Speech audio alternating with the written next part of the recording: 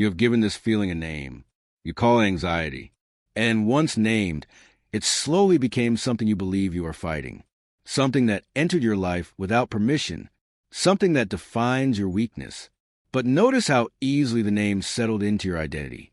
As if the storm outside somehow became your face, your voice, your future. Sit with that for a moment, because what troubles you may not be the feeling itself, but the way you learn to see yourself through it. At some point, you decided this feeling must be pushed away. You tightened your jaw. You hardened your breath. You told yourself it should not be here. And in doing so, something subtle happened. The sensation did not weaken. It grew heavier.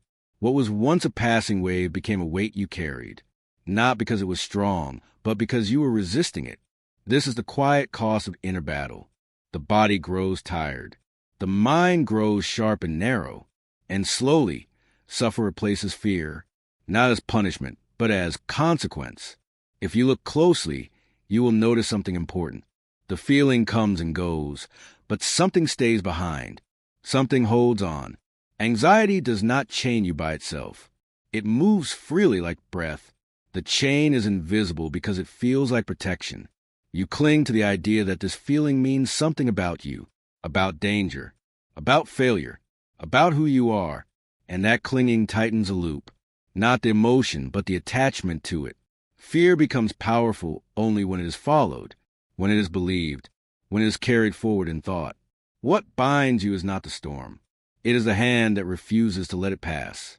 Long before the struggle had a name, it was already understood. In older traditions, emotion was not treated as an enemy or a flaw. It was seen as weather. It arrived. It stayed for a time. Then it moved on. In Japan, there was an understanding that all things shift and dissolve.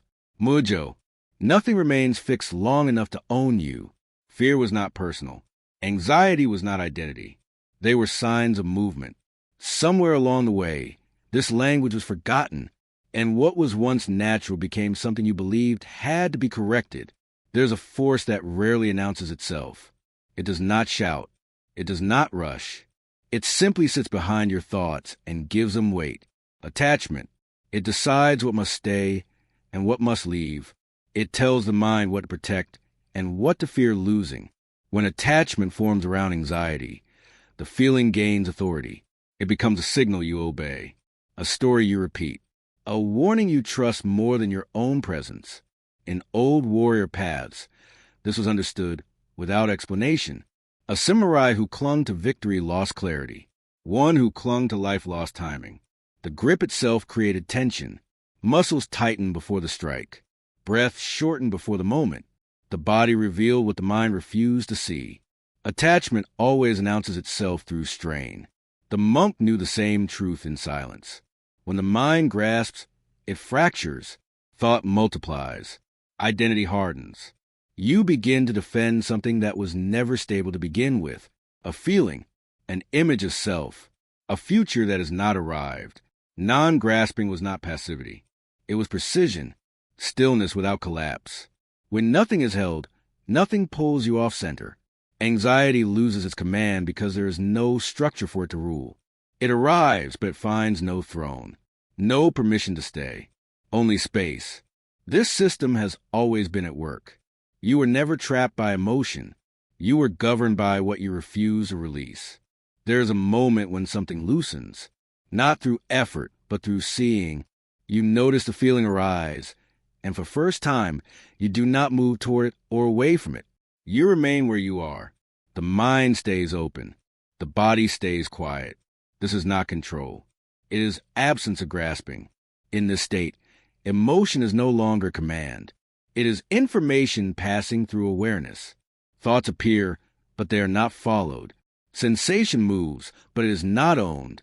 This is close to what was once called mushin, not an empty mind, but a mind untouched, present yet unburdened. When awareness does not cling, distance appears naturally. Not distance created by suppression, but by clarity. You begin to see that you were never inside the feeling.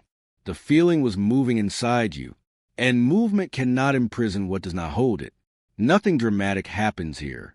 No breakthrough. No relief to chase. only a quiet recognition. The one who observes is not shaken. The storm passes through open ground, and open ground is never damaged by weather. Yes, the warriors who understood this did not train the mind by force. They did not wrestle thought into submission. They aligned themselves with what was already true. Their discipline was posture, how they stood, how they breathed, how they allowed each moment to arrive without resistance.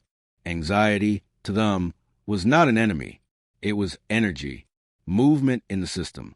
When the mind did not cling, that energy passed cleanly through. When the mind attached, it became trapped, circling endlessly. The difference was never strength. It was alignment. This is why inner discipline was quiet, invisible from the outside. No tension in the face, no urgency in the body. The blade was sharp because the hand was relaxed. The mind was clear because it was not holding a story. True discipline is not suppression. It is not control. It is a refusal to add weight where none is required. When the mind stands in reality, without leaning forward or pulling back, anxiety has no surface to stick to. It moves on as all things do. Over time, something begins to change. Not suddenly, not loudly. The way you relate to yourself becomes lighter. Decisions are no longer shaped by the need to escape a feeling. Identity is no longer built around managing fear. You stand more often in the present, not because you try to, but because there is less pulling you away. Detachment does not make life smaller. It makes it honest. You respond instead of react. You move without dragging the past or chasing the future. What once felt like constant vigilance softens into awareness. You begin to recognize this state not as something new, but as something familiar, as if you had returned to a posture you once knew, long before the chain was wrapped around your thoughts. Nothing is forced here. No promise is made. Only a quiet understanding settles in. When nothing is held too tightly, life flows without resistance. And in that flow, you discover you were never broken, only gripping what could never stay.